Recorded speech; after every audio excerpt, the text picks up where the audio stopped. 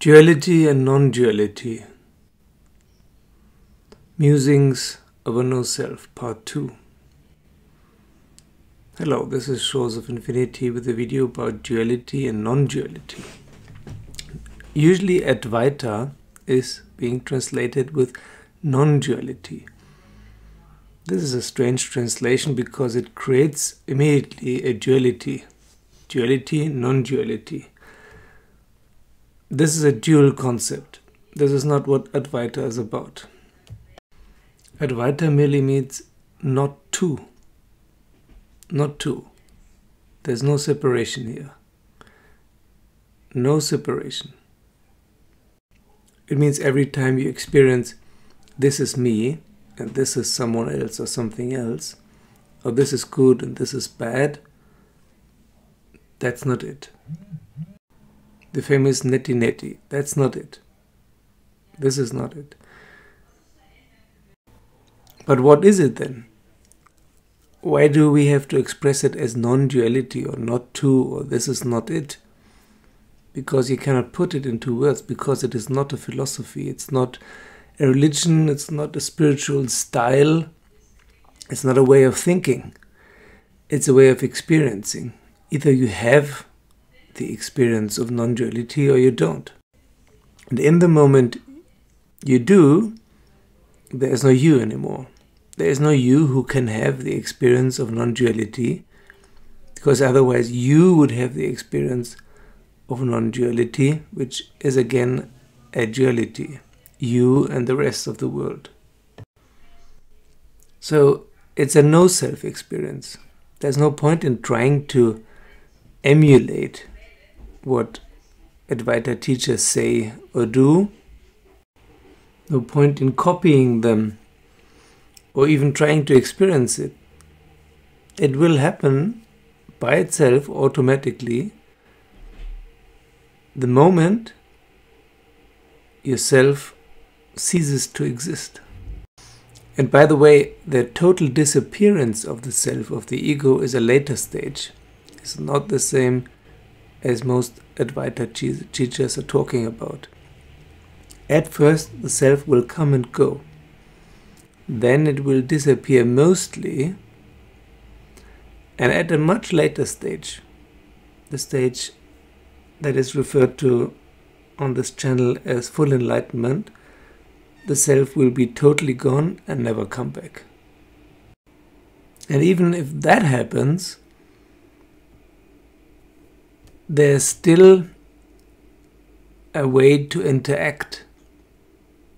If there would be no self at all, it would be almost impossible to interact, because there would be no communication. You can sit there and meditate, of course, but as soon as you start talking or working, there is the need to wear some kind of semblance of a self. And there's a possibility to create it or recreate it for the occurrences where it is needed. But these are worries that you don't have to have now. There's no point in worrying about the death of the self now. Nor is there a point in seeking it. Actually, there's no point in anything, because everything is just one. There's nothing that can be improved or nothing that should be changed. Everything is perfect already. What creates the illusion of suffering and pain is our resistance.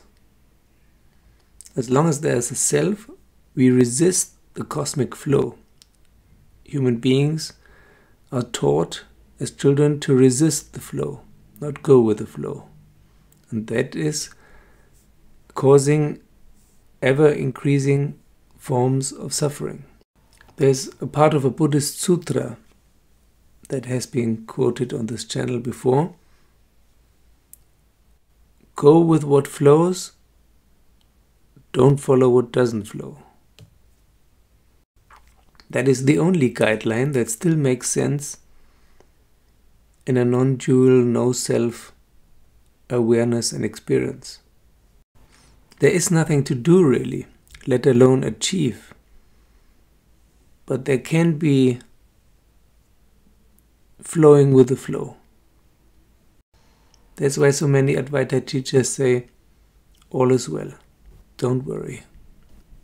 Because they can perceive the flow, they're part of the flow. They're flowing with the flow. And once you flow with the flow, everything is well. But what if something terrible happens?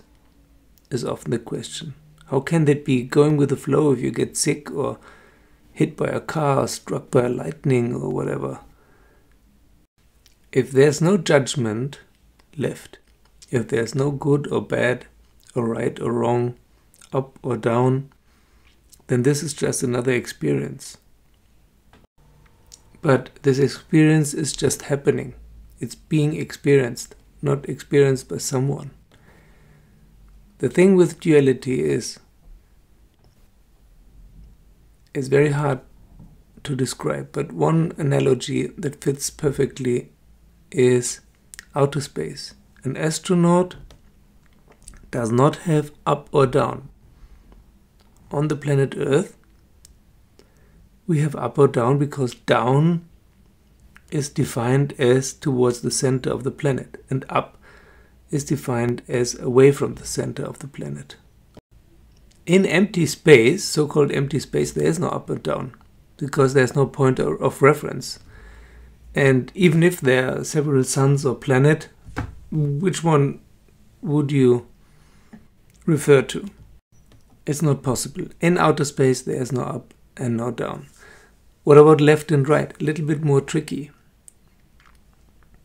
Left and right also needs a reference point. Reference to whom or to what? In medicine, it's always the patient. Left side of the patient or right side of the patient. Otherwise, the doctors surrounding the patients, they don't know what they're talking about. So they're always referring to the patient. While in everyday life, human beings referring to themselves. When someone says, on my left or my left arm, it's left of the person who's talking.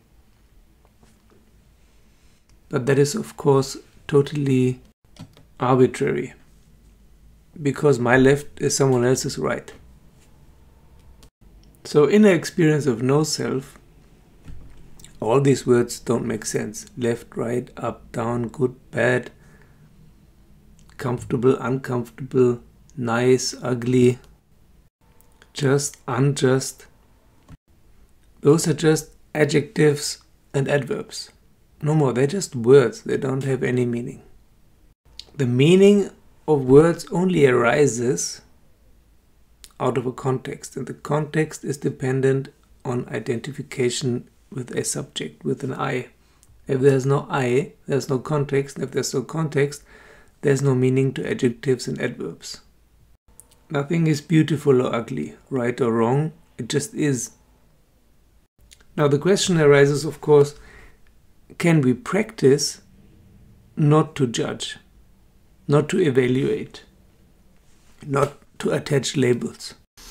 Sure, you can practice it, but the core of the whole thing is the feeling of I, of me, of a center. The whole world, the whole universe is revolving around me.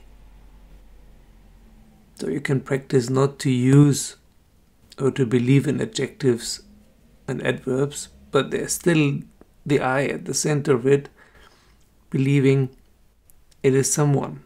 So what to do? What to do to get to this experience of not to? Nothing, really. Yuji said, stop searching, stop seeking. But is even that possible? It's very good advice, but is it possible to stop? You cannot do anything, so why should you be able to stop anything? It's not about you. That's the point. And many of these self-development personality development, self-empowering classes the whole internet is full of right now. It's about building up self-confidence. Yeah, if you have a lot of feelings of lack and minority and unworthiness, then maybe it's good to practice this first, self-empowerment. What self do you want to get rid of if you don't have one? That is not meant with no self that you have a very negative attitude towards yourself. You still have some form of experience of self, but it's a negative one. You don't like it. You experience yourself as weak or deficient or unlikable or unworthy. That's not no self, and that will not bring you to any form of no self, because it's just the other side of the coin. Megalomania and minority complex are the same thing, two sides of the same coin. It is still an experience of self. And self means two. I and not I. It can be really helpful to do this self-empowerment and self-development stuff, but it can go on forever. You cannot heal something that is fake. The self in itself is, in the end of the day, fake. So it can never be fully healed. You can try to heal it to a degree where you can function in society. But at some point you will realize it's a never-ending story, because that's what the self is. It's a collection of stories. And if you remove old stories and old identifications, new ones will be generated. It's a story generator. But it's not what you really are. What you really are is much bigger than one self, than one identification of I, or several identifications of I-ness. Most people have several selves, and they're all fake. So be a detective. Use this intelligence that you think is so special. Usually we say intelligence is what makes us human beings different from animals. Then use this intelligence and see that your personalities are fake. They're just stories, nothing more. In the end, they're not really even there. They don't truly exist. Just as fiction novels. Yes, fiction novels do exist. Yeah, if I read The Lord of the Rings, for example, the book does exist. The story does exist. It has been written. You can buy it in a shop or listen to it as an audio file. It exists, but it's not true. It never happened. It never happened, is not happening, will never happen. And yourself is also a fiction, also a fiction novel. It never happened, is not happening, will never happen.